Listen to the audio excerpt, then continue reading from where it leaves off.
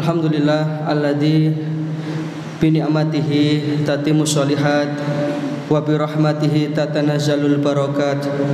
Wassalatu wassalamu ala nabiyyina Muhammadin sallallahu alaihi wasallam sayyidas sadat wa ala alihi wa sahbihi ahlul fadaili wal karamat.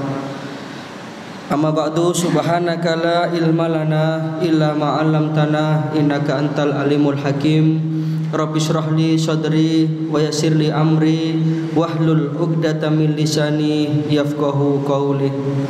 Allahumma inna nas'aluka ilman nafi'a wa rizqan thayyiba wa amalan mutakabbalah. Bapak Ibu hadirin jamaah pengajian Ahad pagi pimpinan cabang Muhammadiyah Kepanjen rahimakumullah.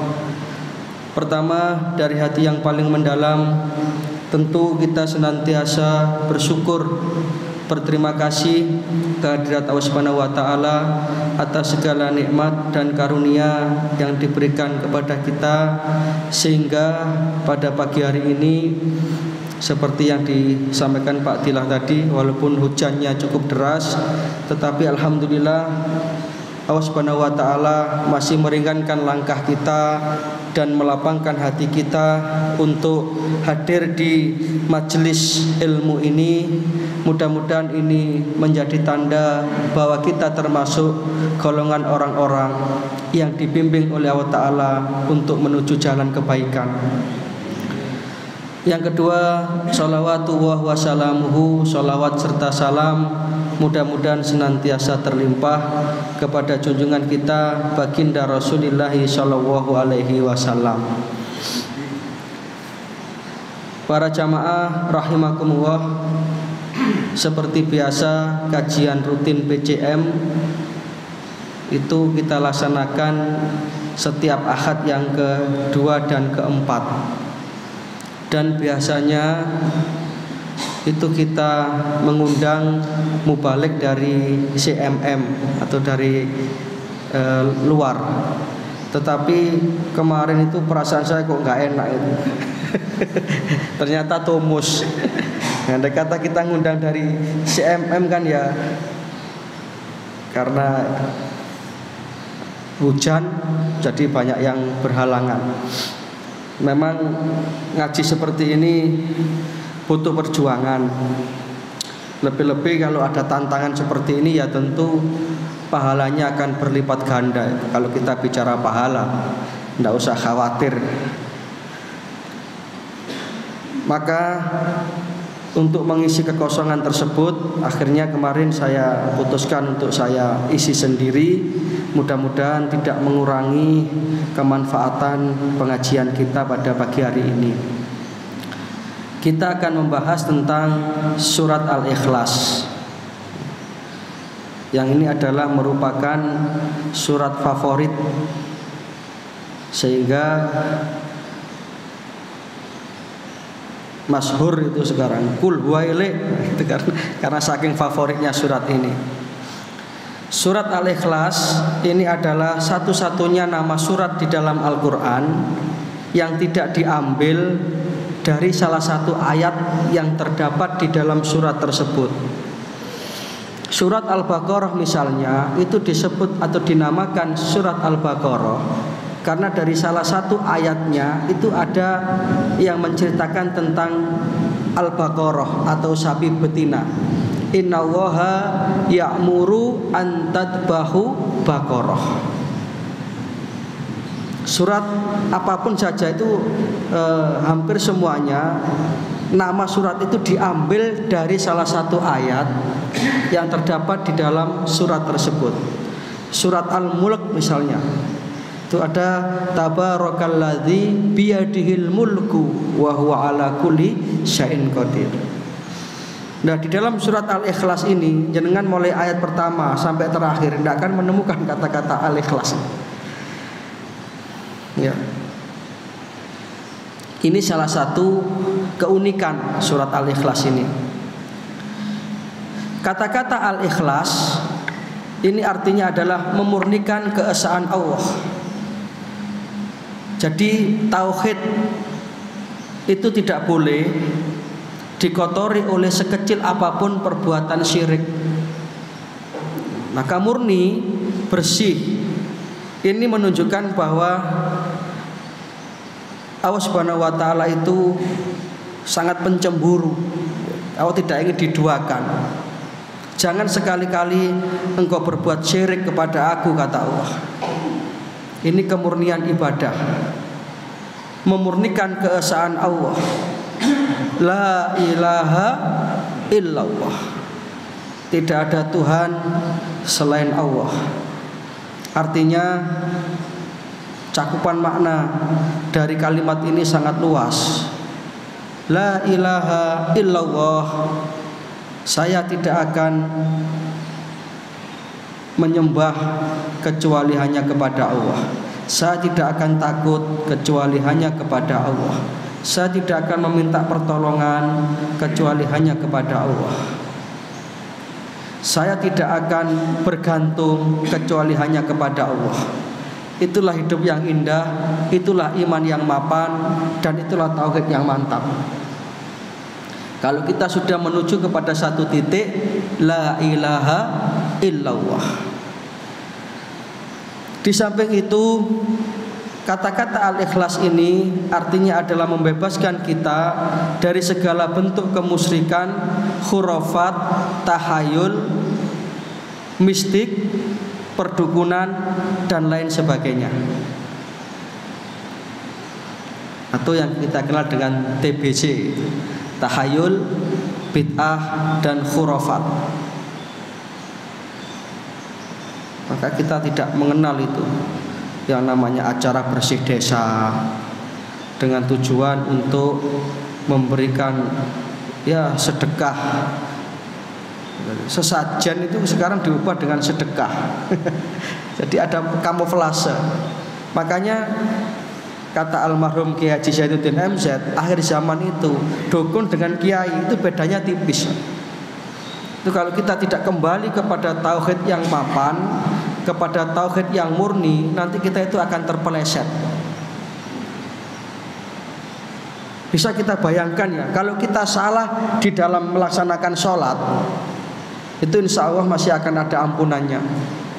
Kalau kita salah di dalam menjalankan ibadah haji misalnya, itu paling hajinya tidak mabrur.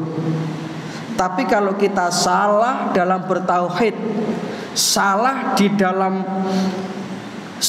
sebuah keimanan dan keyakinan, maka ini resikonya berat, Pak. Allah Subhanahu wa taala berfirman, a'udzubillahi minasyaitonirrajim, innallaha, sesungguhnya Allah, la yaghfiru, tidak akan mengampuni. Siapa itu? Ayyusyraka bihi, yaitu orang-orang yang berbuat syirik kepada Allah, salah dalam berkeyakinan. Engko pas nggo napa kalungan sikap moro mati, masih sedang berkeyakinan bahwa sikap ini yang menjadi tameng kita. Nah, ini kan bahaya. Ini gawat, Pak. Bukan perkara sepele. Engko pas nglakoni napa niku arane dukun mati. Ini penting untuk kita renungkan, sehingga al-ikhlas ini membebaskan kita dari segala bentuk itu, kemusyrikan-kemusyrikan, tahayul-tahayul, khurafat-khurafat yang akan menjerumuskan kita kepada perbuatan syirik. Sehingga Allah Ta'ala menyatakan, wa may yusyrik billahi faqad dhalla dhalalam ba'ida.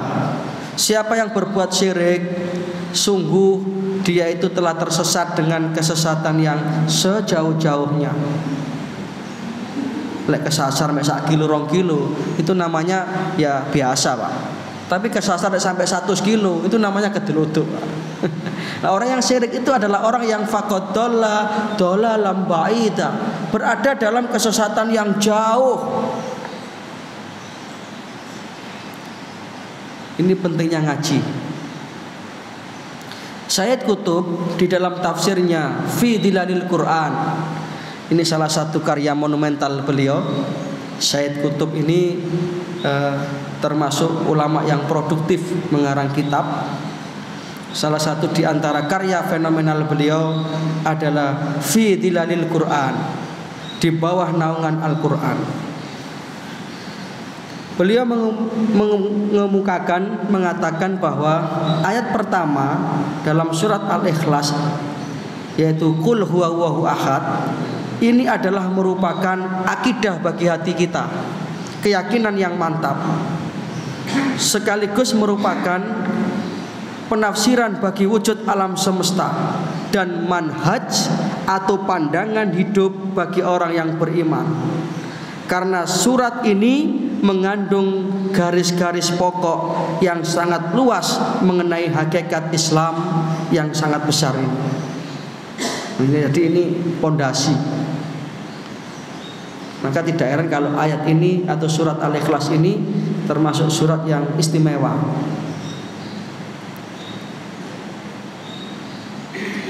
Allahu Ahad ini mengandung makna menolak kemusyrikan dengan segala bentuknya. Karena Allah menegaskan bahwa zatnya itu tidak berbilang, satu. Allah itu satu dan tidak terdiri dari unsur-unsur apapun. Makanya perlu kita pelajari yang namanya tauhid rububiyah, tauhid uluhiyah, tauhid asma wa sifat. Ini penting loh.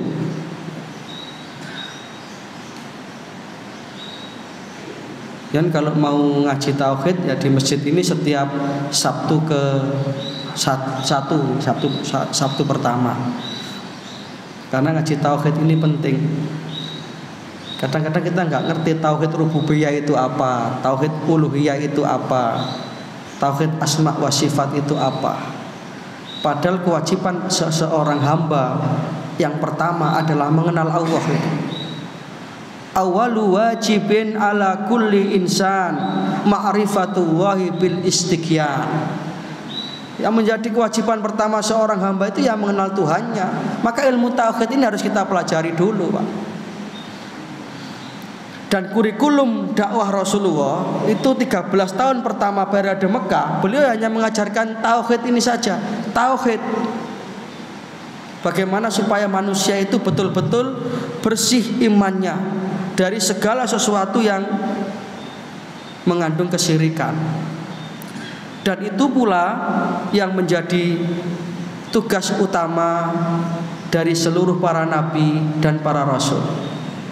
Jadi ini kurikulum yang berlaku sepanjang masa. Nabi Adam mengajarkan tauhid, Nabi Nuh mengajarkan tauhid, yang intinya adalah ani abudullaha wajtanibut taghut. Allah berfirman, a'udzubillahi minasyaitonir rajim, wa laqad ba'atsna fi kulli ummatin rasulan, dan sungguh telah aku utus bagi setiap umat itu seorang rasul yang misi risalahnya sama. Apa itu? Ani abudullaha wajtanibut taghut, mengajak manusia supaya mereka itu hanya menyembah Allah dan sekaligus menjauhi tauhid, menjauhi kesyirikan. Allahus Samad ini merupakan sebuah penegasan bahwa Allah Subhanahu wa taala itu adalah zat yang tidak memerlukan siapa-siapa, tidak memerlukan apa-apa. Jadi Gusti Allah ini mboten butuh sinten-sinten. Senaosa nyun sewu sak panjen iki lho mboten wonten sing sembayang. Ini Gusti Allah mboten rugi. Lek menungso niki saling membutuhkan, Pak. Misalnya kula teng mriki mboten wonten jenengan, napa terus kula ngomong dhewe? Para karpet Jadi kalau Allah itu tidak membutuhkan segala sesuatu, tidak butuh, Pak. Bahkan dalam hadis qudsi dengan gagahnya Allah Ta'ala itu menyatakan, ya bena Adam, wahai manusia. Itu gagah Gusti Allah. Lau anna awalakum wa akhirakum wa insakum wa jinnakum kanu ala atqa qalbin rajulin wahidin minkum. Menungso, kata Gusti Allah, seandainya mulai manusia pertama sampai nanti manusia terakhir, semua itu menjadi orang baik sebagaimana baiknya orang yang paling takwa di antara kamu. Segampangane kabeh kok Kanjeng Nabi lah. Kabeh dadi wong apik. Apa kata Allah? Ma zada dzalika fi mulki syai'ah. Itu semua loh tidak akan menambah kebesaran kekuasaanku, kata Allah. Hebat. Itu ada dalam hadis Arba'in yang dengan buka nanti. Salah satu hadis qudsi. Sebaliknya, lau anna awalakum wa akhirakum wa insakum wa jinnakum kanu ala afjarin qalbin rajulin wahidin minkum. Seandainya manusia termasuk juga jin semua itu ingkar kepada aku, semua menjadi manusia brengsek, kabeh koyo Fir'aun. Jadi afjarin, jadi orang yang fujur, semua jadi orang yang mokong. Apa kata Allah? Ma naqasa dzalika fi mulki syai'a. Tidak akan mengurangi sedikit pun kebesaran kekuasaanku. Ini Allahus Samad. Allah itu tidak butuh siapa-siapa. Kalau kita itu ya tidak bisa. Kita ini kan mesti butuh orang lain, Pak. Untuk berpakaian ini aja loh, kita butuh berapa orang gitu, Pak? Butuh petani yang nandur kapas. Sudah jadi kapas, masih dibawa ke pabrik pemintalan benang. Kemudian sudah jadi benang, pabrik penenunan kain. Jadi kan ini kan prosesnya panjang, baru sampai dipenjahit, baru bisa kita pakai. Baju kita ini kan asalnya dari kapas. Kapas dipintal menjadi benang, benang ditenun menjadi kain, sudah dilepas, tidak usah dikenang, sudah menjadi milik orang lain. Itu nggak bisa manusia memenuhi kebutuhannya sendiri, itu nggak bisa. Kalau Allah menolak, aku nggak butuh kepada siapa-siapa, aku nggak butuh kepada malaikat, aku nggak butuh pada manusia. Aku ini adalah zat yang mutakabbir, aku adalah zat yang pantas menyombongkan diri. Itu Allah. Sehingga dikisahkan itu nanti ketika sudah hancur semua alam ini, semua mati hancur, tinggal Allah saja. Allah Ta'ala dengan gagahnya mengatakan, limanil mulkul yaum. Ayo sapa saiki sing kemelinti? Mana itu Fir'aun? Mana itu Namrud? La ilaha illa ana, kata Allah. Itu Allahus Samad. Maka kan dahsyat sekali Pak ayat ini, Pak, kalau kita pahami ayat per ayat. Sehingga tidak heran kalau kemudian tauhid kita itu menjadi mantap dengan memahami ayat ini. Lam yalid wa lam yulad. Lam yalid artinya meniadakan dirinya dari sifat disekutui dan diserupai oleh makhluk, dan juga menolak dirinya. Allah itu menolak bahwa Allah itu baru dan berpermulaan. Jadi Allah itu wal awalu wal akhiru. Allah itu awal tanpa ada yang mengawali, akhir tanpa ada yang mengakhiri. Tidak ada yang lebih awal daripada Allah, dan tidak ada yang lebih akhir daripada Allah. Allah tidak beranak dan tidak diperanakan. Inilah bedanya Gusti Allah dengan makhluk. Kalau makhluk itu kan mesti berpermulaan dan mesti ada akhirnya. Walam yakun lahu kufuwan ahad, meniadakan sesuatu yang menandingi kebesaran Allah.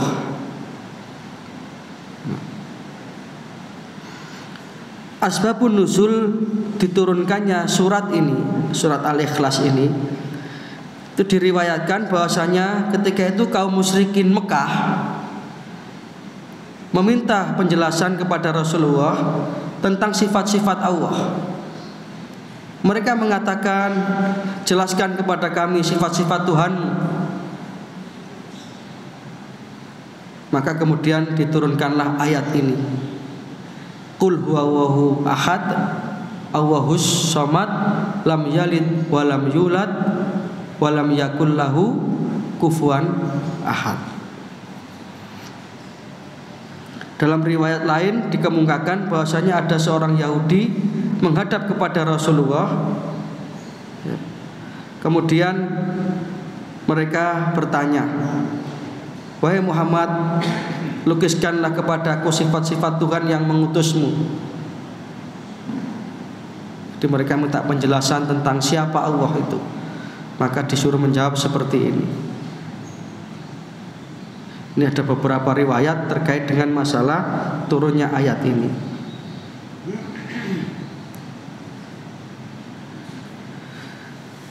Para jamaah rahimakumullah, nanti 7:30 kita selesai nggih. Sotone sel adem. Yang penting ini bisa kita mantapkan di dalam hati kita surat Al-Ikhlas ini.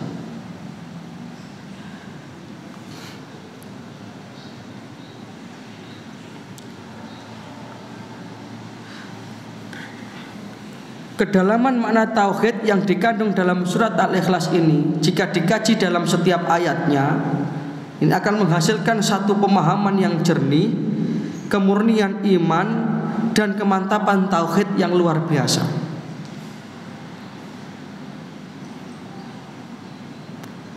Sampai ada satu riwayat itu, ada seorang sahabat itu terkenal kalau mengimami sholat itu selalu membaca ayat ini. Qul huwallahu ahad. Dilaporkan itu kepada Rasulullah, ya Rasulullah, si itu loh kanjeng Nabi lek sembahyang kok mesti surat Al-Ikhlas. Kok mbok tonton sing luwih dawa ae. Kemudian sahabat tadi dipanggil oleh Rasulullah. Benarkah yang diceritakan ini? Nggih kanjeng Nabi. Apa alasanmu? Kula terus terang mohon kanjeng Nabi, saya begitu senang dengan surat Al-Ikhlas ini. Karena begitu saya baca surat Al-Ikhlas ini ayat demi ayat, Qul huwallahu ahad, itu tauhid saya itu semakin mantap ya Rasulullah. Bahkan ketika saya membaca Allahus samad, Allah lah tempat saya bergantung, seolah-olah beban hidup saya itu hilang semua kanjeng Nabi. Sehingga saya senang dengan ayat ini. Lek sakniki kan seneng krana cepete ngoten. Lek sahabat ini seneng karena betul-betul menghayati dan mendalami makna ayat demi ayat yang terdapat dalam surat Al-Ikhlas ini. Bahkan secara jujur dia mengatakan, ketika saya sampai pada Allahus samad, Allah lah tempat aku bergantung, kayak beban hidup saya itu hilang semua kanjeng Nabi. Pelong rasanya hati ini. Karena seberat apapun permasalahan yang saya hadapi, saya punya tempat bergantung, saya punya tempat bersandar yang kuat. Allahus samad. Apa enggak dahsyat itu Pak? Kemudian Nabi tersenyum mendengar sahabat itu, wajabat lahul jannah. Lekkan seperti itu kamu termasuk ahli surga. Karena apa? Karena tauhidnya mantap. Kebergantungan dan kepasrahannya kepada Allah itu total. Kadang-kadang kita ini sering Pak, seringkali kita itu mengandalkan kemampuan pemikiran kita sendiri Pak. Ya. Kita lupa bahwasanya Allahus samad, Allah lah tempat kita itu bergantung dan bersandar. Nah ini sekarang ayat demi ayatnya kita pahami sedikit. Qul huwallahu ahad artinya adalah dialah Allah yang Maha Esa. Satunya Allah berbeda dengan satunya makhluk. Artinya apa? Allah itu tidak terdiri dari bagian-bagian. Kalau satunya makhluk, kalau saya mengatakan makhluk ya berarti segala sesuatu yang selain Allah. Itu berarti satunya itu masih terdiri dari beberapa bagian-bagian, komponen-komponen. Ini dinamakan mik, jumlahnya satu. Tapi satunya mik ini tentu terdiri dari komponen-komponen yang ada di dalamnya. Itu makhluk, itu cirinya begitu. Tapi Allah tidak. Allah itu satu, tidak terdiri dari bagian-bagian, tidak membutuhkan apapun dan tidak membutuhkan siapapun. Itu Gusti Allah. Kayak tadi saya katakan itu, walaupun satu dunia ini tidak ada yang sembahyang, Gusti Allah itu tidak rugi. Gusti Allah itu tidak bakal pensiun jadi Tuhan. Karena Allah itu zat yang maha kuasa terhadap segala sesuatu, tidak butuh siapa-siapa. Nah ini Allahus Samad. Allah lah tempat bergantung kepadanya segala sesuatu. Jadi kalau kita itu kepingin punya gantungan yang kuat, punya dekeng yang kuat, punya backing yang kuat, ya backingnya Gusti Allah saja, Pak, tidak usah yang lain.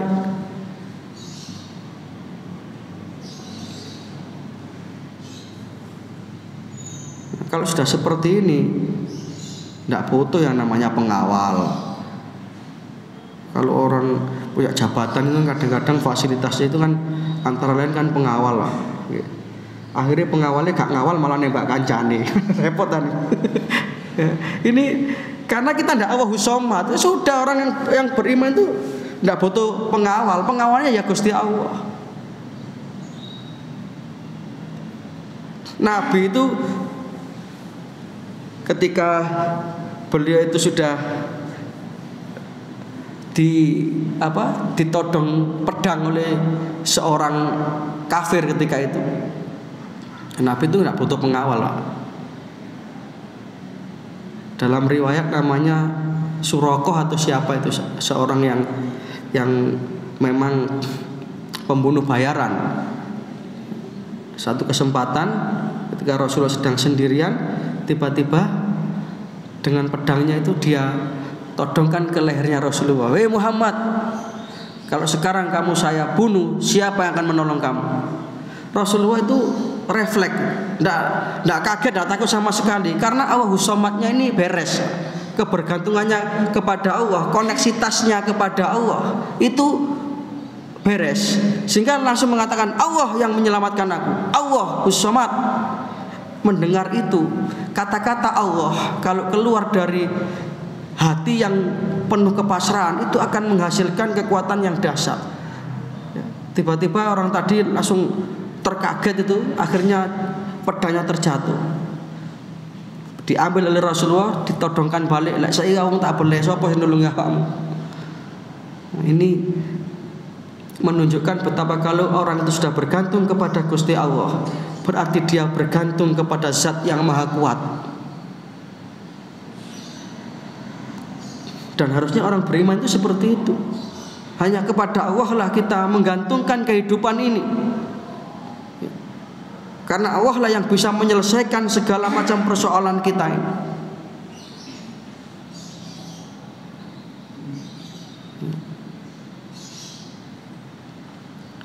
Sehingga dari ayat ini secara otomatis akan membatalkan kepercayaan kaum musyrikin Mekah ketika itu, ya, yang mempercayai adanya perantara dan wasilah-wasilah di dalam menolong itu.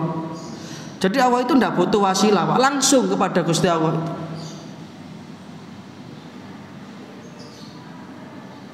Kalau kita bicara wasilah ini bahasan lain, Pak. Tapi yang penting bahwasanya Allah itu sangat dekat kepada hambanya. Ini bisa kita buka di dalam Al-Quran surat Al-Baqarah. Surat Al-Baqarah ayatnya 186. Nah, nanti bisa panjenengan cek di rumah. Ini ayatnya Al-Baqarah 186. A'udzubillahi minasyaitonir rajim.